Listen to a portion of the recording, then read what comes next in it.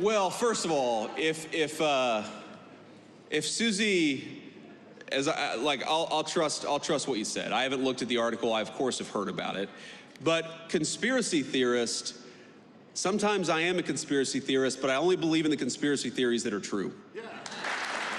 And by the way, Susie and I have joked in private and in public about that for a long time. For example, I believed in the crazy conspiracy theory back in 2020 that it was stupid to mask 3-year-olds at the height of the COVID pandemic, that we should actually let them develop some language skills.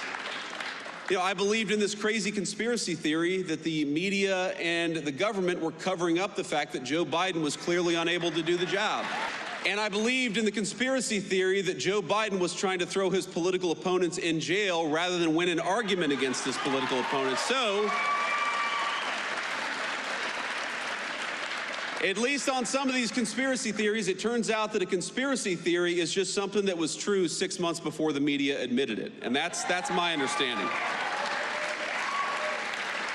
Now, look, I do want to say something about Susie, though, because, again, having not read this article, Susie is a person I've come to know very, very well.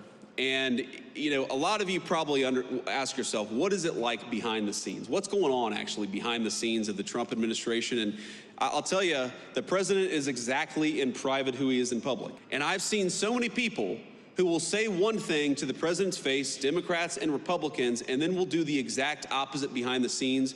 You know why I really, you know what they are, and you know why I really love Susie Wiles? Because Susie is who she is in the president's presence. She's the same exact person when the president isn't around.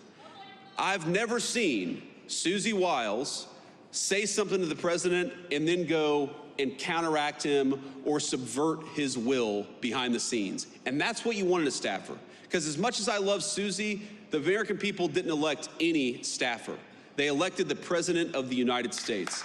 And what you want in a staffer is a person who understands they are there to effectuate the will of the American people, and they're there to follow the orders of the duly elected Commander-in-Chief of the United States.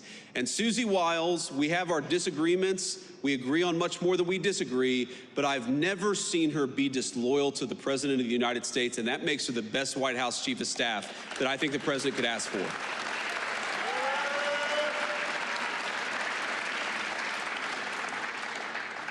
And the last thing I'll say is, if any of us have learned a lesson from that Vanity Fair article, I hope that the lesson is we should be giving fewer interviews to mainstream media outlets.